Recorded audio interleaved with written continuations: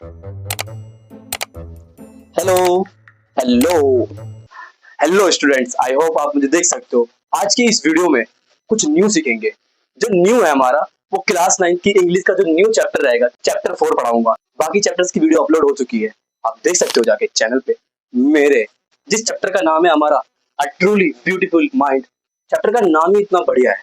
ये एक सचमुच खूबसूरत मन, चैप्टर का नाम ही जब इतना बढ़िया है, सोचो चैप्टर कितना बढ़िया होगा, चैप्टर की स्टोरी कितनी बढ़िया होगी। क्या वाइब आएगी चैप्टर की स्टोरी पढ़ने में, जब मैं तुम्हें ये बता दूंगा कि ये स्टोरी किसके बारे में है। हाँ जी, ये story one of the best scientist world over, यानी कि दुनिया के एक सबसे महान वैज्ञानिक, जिन्होंने एक फॉर्मूला दिया था, E = mc²। आई थिंक आप समझ गए होंगे मैं जिनका नाम लेने वाला हूँ, अल्बर्ट आइंस्टाइन। हाँ, इनकी स्टोरी रहने वाली है। इनकी स्टोरी स्टार्ट करने से पहले मैं आपको कुछ कैरेक्टर्स बता देता हूँ, जो कि मैंने पीछे व्हाइट बोर्ड में मेंशन कर रखा है। Characters: first, Albert Einstein, you know who is the man.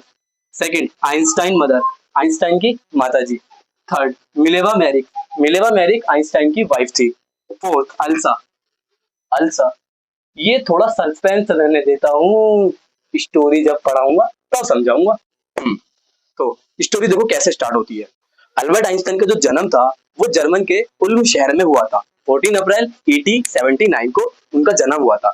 जब वो पैदा हुए थे, तो सबको देख के ये लगता था कि ये बच्चा अपनी लाइफ में जब बड़ा हो जाएगा कुछ सक्सेस नहीं कर पाएगा, क्योंकि उसको देख के ऐसा प्रतीत हो रहा था कि लाइक नहीं कर सकता ये। बिकॉज उसकी माँ ने जब उसको देखा, तो उसको ऐसा लगा कि ये एक असाधारण बच्चा है। इसका जो सर है ये काफी ज्यादा बड़ा है। आइंस्टाइन जब पैदा हुए थे तो उनका सर काफी ज्यादा बड़ा था अदर बच्चों के कंपैरिजन में। इनफैक्ट आइंस्टाइन जब 2.5 साल के हो गए थे, तो वो बोलना भी नहीं जानते थे। जब उन्होंने बोलना सीखा, तो हर बातों को वो 2 बार बोलते थे। फॉर एग्जाम्पल, मुझे ये वाला खिलौना चाहिए, मुझे ये वाला खिलौना चाहिए, लाइक इस तरीके से 2 बार बोलते थे हर वाक्य को। अल्बर्ट आइंस्टाइन को ये भी नहीं पता था कि अदर बच्चों के साथ, जो भी उसके एज के थे, उसके साथ उसको क्या करना है। तो जब वो उनके साथ अगर खेलते थे, तो दूसरे बच्चे ना उनको चिढ़ाते थे, brother boring, brother boring, brother boring. Brother boring, brother यानी भाई, बोरिंग यानी बोरिंग, यार मजा नहीं आ रहा इसके साथ। जी हाँ, तुमने बिल्कुल सही थिंक करा है। ब्रदर बोरिंग का मतलब होता है यानी कि एक ऐसा बच्चा या एक ऐसा भाई जिसके साथ हमें मजा नहीं आता है खेलने में, बैठने में, बातें करने में। तो उसको वो चिढ़ाते थे ब्रदर बोरिंग कह के अल्बर्ट आइंस्टाइन को। अब अल्बर्ट आइंस्टाइन को अच्छा नहीं लगता था ये, इसलिए वो क्या करते थे, ज्यादा टाइम अपना अकेला ही रहते थे। देख लो भाई, ये बंदा अकेला था, अल्बर्ट आइंस्टाइन। आगे चल के कितना बड़ा साइंटिस्ट बनेगा, इस स्टोरी में रहना बस बने हुए। और अगर आप भी अकेले रहते हो, आगे चल के आपको भी बहुत कुछ बड़ा करना है, उसके लिए आपको अकेले रहना पड़ेगा और पढ़ाई करनी पड़ेगी बढ़िया वाली एकदम। अल्बर्ट आइंस्टाइन की जब बहन पैदा हुई थी, तो अल्बर्ट आइंस्टाइन ने उसको देख के कहा था कि इसके पहिए कहाँ हैं, बहन के पहिए कहाँ हैं। देखो, स्टोरी में ना पूरा कंप्लीट नहीं बताया गया, मैं आपको पूरी बातें बताता हूँ क्या एग्जैक्टली क्या हुआ था। जब अल्बर्ट आइंस्टाइन की बहन पैदा हुई थी, तो जब उसको घर लाया गया था, तो अल्बर्ट आइंस्टाइन ने पहले उसको देखा एकदम ध्यान से। फिर वो बोल रहे कि इसके पहिए कहाँ हैं। मतलब, देखो, अल्बर्ट आइंस्टाइन ने ऐसा इसलिए कहा था क्योंकि उसको लगा था उसके पेरेंट्स उसके लिए डॉल लाए। तो इस वजह से उसने बोला कि इसके पहिए कहाँ हैं, पहिए कहाँ है। अल्बर्ट आइंस्टाइन के जो प्रिंसिपल थे, उन्होंने ये कहा था कि आइंस्टाइन कोई सा भी सब्जेक्ट चूज कर ले, वो उसमें सक्सेस नहीं कर सकता, अनसक्सेस रहेगा। बताओ यार, प्रिंसिपल ऐसा कह रहा है एक बच्चे को कि ये सक्सेस नहीं कर पाएगा, अनसक्सेस रहेगा। उसके फादर को कह रहे थे प्रिंसिपल। बट आइंस्टाइन की जो मदर थी, वो चाहती थी कि आइंस्टाइन जो है वायलिन बजाना सीखे। वो उसको आइंस्टाइन को इनकरेज करती है सीखने के लिए। तो आइंस्टाइन इस चीज को सीखते हैं, प्रैक्टिस वगैरह करते हैं, वो सीख जाते हैं। तो आइंस्टाइन के पास ना वायलिन बजाने की भी स्किल है। ये बात अगर आपको पता थी पहले से ही, तो कमेंट में यस लिख देना। फेसबुक, गूगल, यूट्यूब, अगर इन पर फाइंड करोगे, तो आपको पक्का इनकी कहीं ना कहीं इमेज, फोटो मिल जाएगी वायलिन बजाते हुए की। अल्बर्ट आइंस्टाइन जो थे, वो एक अच्छे विद्यार्थी थे, वो बुरे विद्यार्थी नहीं थे।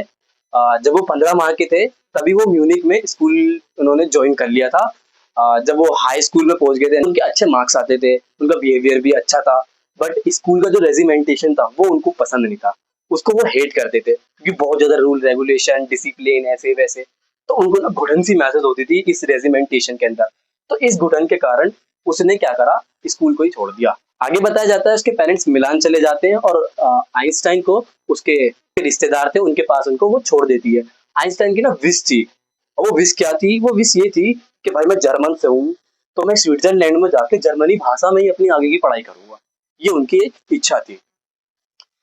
और भाई आइंस्टाइन जो था ना बंदा, आइंस्टाइन को ना गिफ्टेड थी मैथ, इतनी बढ़िया मैथ थी, कैलकुलेशन, कोई सा भी सवाल दे दो उखाड़ के फेंक देता था बंदा, ऐसे ऐसे धड़ाधड़ सवाल सोल्व करता था बंदा। और दूसरा उसको ना फिजिक्स में भी इंटरेस्ट था काफी। आगे चल के उन्होंने म्यूनिख में एक कॉलेज था, वहां पर जाके अपना एडमिशन कराया, आगे की पढ़ाई उन्होंने वहीं पे करी थी जब उनका स्कूल फिनिश हो गया था। तो आगे की पढ़ाई उन्होंने कॉलेज में करी थी।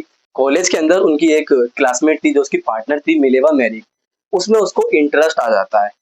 वो ये कहते हैं कि ये जो मिलेवा मैरिक है ये क्लेवर क्रिएचर है, यानी कि बुद्धिजीवी है, जैसे कि वो बुद्धिजीवी थे वो लड़की भी बुद्धिजीवी, वो भी इंटेलिजेंट वो भी इंटेलिजेंट। तो जो भी आगे का उनका स्कोप था, तो उनका जो ना ड्रीम मिलता जुलता था, तो उनको काफी अच्छा लगा, इसलिए वो इसके संबंध में भी आ जाते हैं। आगे चल के इन दोनों जोड़ों को लवेरिया हो जाता है, आई मीन लव हो जाता है। स्टूडेंट प्रूफ्स भी है, लेटर वगैरह, इन्होंने एक दूसरे को लेटर दिया था। क्या कह रहा है? पूरा पूरा नाम लू, मतलब कि इन दोनों ने एक दूसरे को लव लेटर दिया था। और लव लेटर में पता है क्या लिख रखा था? लेटर में ये लिख रखा था, लेटर जैसे लिखते हैं, अब लेटर तो लिख दिया, उसके अंदर साइंस में एक दूसरे को प्रपोज कर रहे हैं भाई लेटर लिख के। यूं मान लो उन्होंने क्या लिखा होगा, एग्जैक्ट तो पता नहीं क्या लिखा है, लेकिन थिंक कर सकते हैं हम, ऐसे लिखा होगा जैसे ग्रेविटी सबको अपने तरफ अट्रैक्ट कर लेती है, ऐसे ही आइंस्टाइन कहते हैं, मिलेवा मैरिक, तुमने मुझे अपने तरफ अट्रैक्ट कर लिया, यू आर ए ग्रेविटी, तुम ग्रेविटी हो, लाइक ऐसा कुछ कहा होगा फनी सा, है नहीं? अब मिलेवा मैरिक जो थी वो सर्बियन थी। ये यूरोप के अंदर साउथ ईस्टर्न में सर्बिया पड़ता है, जहाँ की ये मिलेवा मैरिक थी। तो मिलेवा मैरिक को सर्बियन इसलिए कहा जाता था, यानी कि जिस कंट्री से होता है, आई मीन मैं अगर इंडिया से हूँ तो मुझे इंडियन कहेंगे, वो सर्बिया से थी तो उसको सर्बियन कहेंगे, कोई अमेरिका से तो उसको अमेरिकन कहेंगे, इसलिए वो सर्बियन गर्ल थी, वो सर्बिया से थी। और वो स्विट्जरलैंड आई थी कॉलेज में डिग्री प्राप्त करने के लिए, क्योंकि स्विट्जरलैंड के अंदर एक ऐसा कॉलेज था लड़कियों को भी डिग्री मिली जाती थी। 1900 में 21 साल की उम्र में आइंस्टाइन ने अपनी ग्रेजुएट कंप्लीट कर ली थी। बट यार वो अनएम्प्लॉयमेंट थे, यानी बेरोजगार थे, उनके पास कोई जॉब नहीं थी। फिर बाद में ना उनको ना एक प्राइवेट स्कूल में जॉब मिलता है, जहाँ पे वो लेसन पढ़ाते हैं। फिर फाइनली जाके 1902 में उनको एक टेक्निकल एक्सपर्ट का जॉब मिलता है, जहाँ पे वो जॉब करते हैं। और जॉब में उनका ये वर्क था कि जितने भी इन्वेंशन होते हैं उनकी जांच करना। मगर भैया अल्बर्ट आइंस्टाइन ठहरा बुद्धिजीवी, उसने क्या करा, दूसरों के इन्वेंशन तो जांच करता था, साथ ही साथ अपना एक इन्वेंशन बना दिया। क्या? अपना एक इन्वेंशन कर दिया। जिस टेबल पर बैठ के वो वर्क करते थे, उस टेबल की उसने मजाक मजाक में थ्योरी दे दी। तो भाई मतलब कि दूसरों का इन्वेंशन वो जांच रहे, इधर अपनी थ्योरी दे दी मजाक मजाक में। पर मजाक में कौन थ्योरी दे देता है यार? 1905 में उन्होंने एक थ्योरी दी थी, थ्योरी का नाम था स्पेशल थ्योरी ऑफ रिलेटिविटी।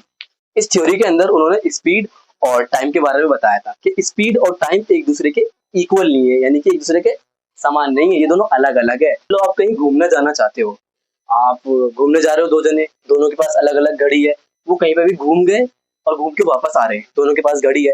तो जब दोनों वापस आएंगे, तो जब दोनों अपना टाइम देखेंगे, किसी का टाइम आगे ज्यादा रहेगा, किसी का कम रहेगा।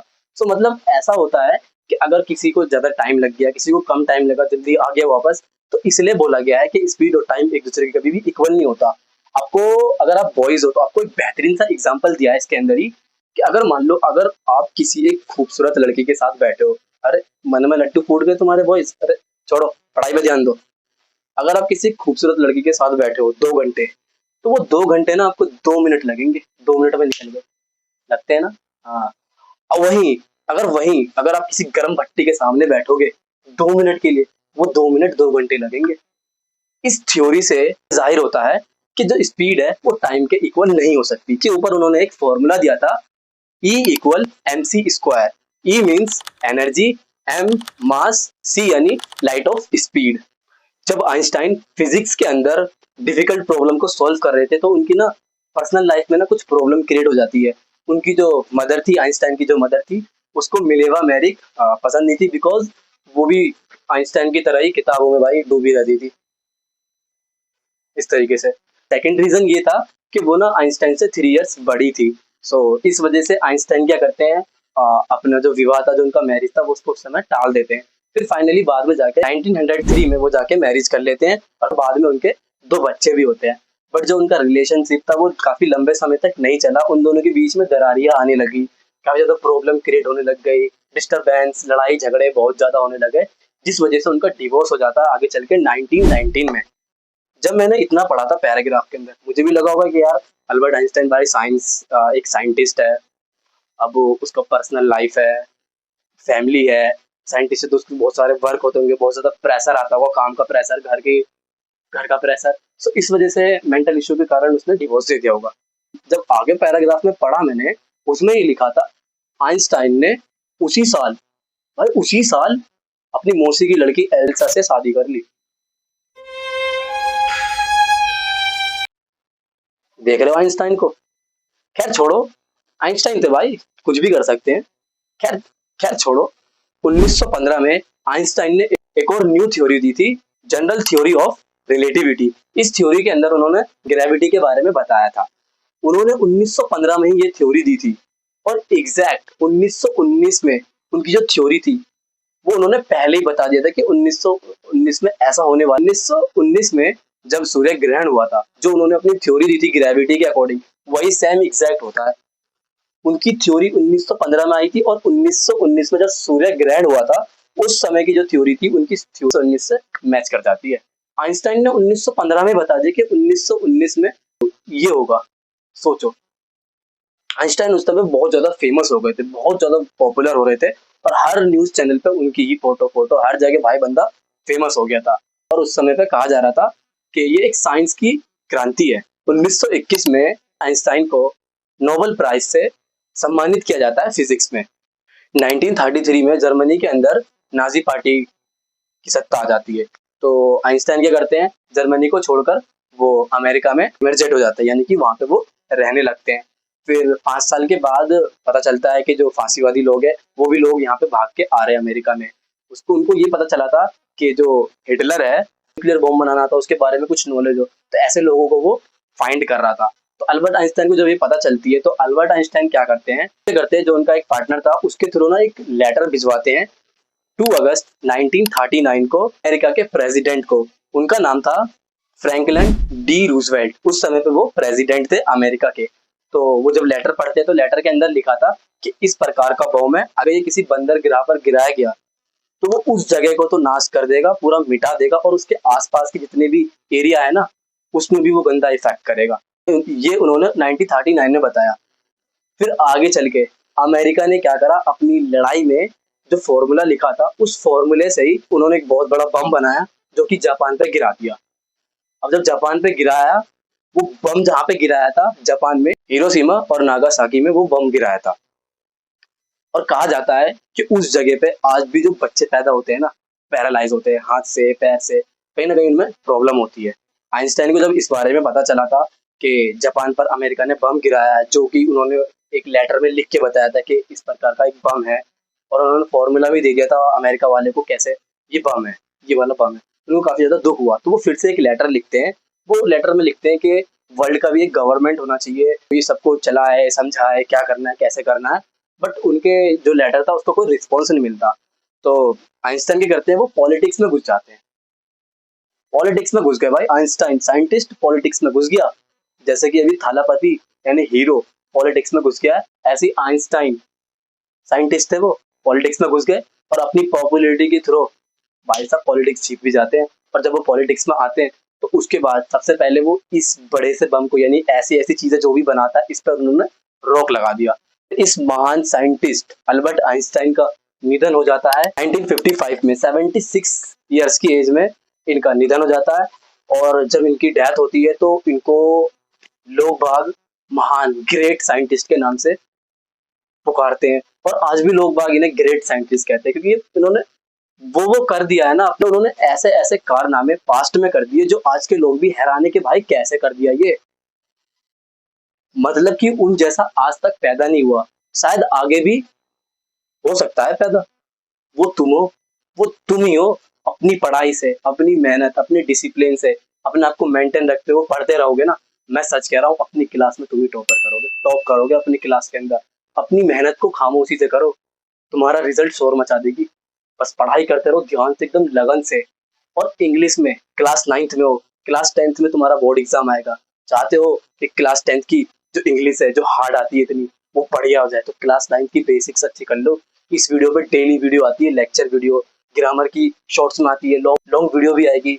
क्वेश्चन आंसर भी समझाऊंगा, एक एक चीज समझाऊंगा, आपका बेसिक बढ़िया हो जाएगा अगर आप इस चैनल पे बने रहोगे 10th क्लास के एंड तक। तो 100% कह रहा हूँ, 100 में से 90 प्लस मार्क्स आएंगे आपके इंग्लिश में।